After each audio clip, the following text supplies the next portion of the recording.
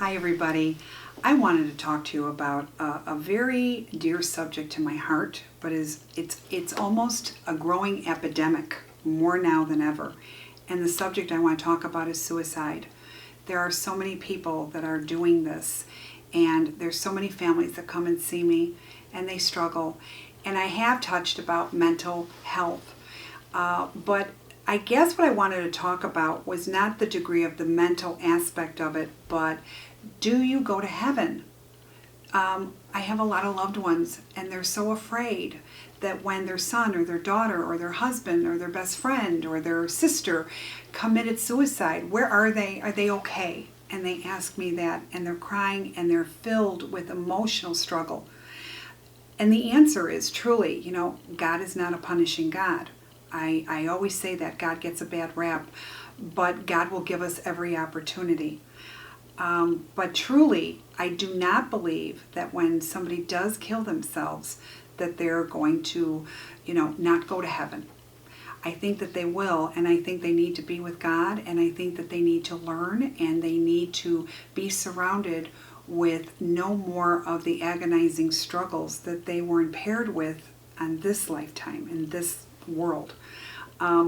It's very heartbreaking because, they're your family, and they're your loved ones, and it's a very hard thing to understand. Why would they even do something like that? Were they cowards? Absolutely not. And I want to make that perfectly clear. You are not a coward by exiting out, by choosing to do so. I think it's much more deeper than that. And I think that in order for you to make your peace with it, you need to really accept that they are in a better place and they are with God. And now God is going to give them the love and the nurturing and the teaching that their soul needed, that was far more greater than being in this world. So I know it's not going to take away the pain. When you lose a loved one, pain is real. Pain is always going to be there.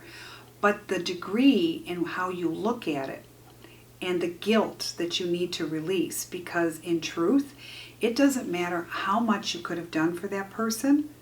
If I was just there, I could have stopped him from doing it. Or if I would have helped a little bit more, or if I would have taken him a little bit serious. I really do believe that what happens really does happen, and it's your life journey. So it's a journey of where it takes us.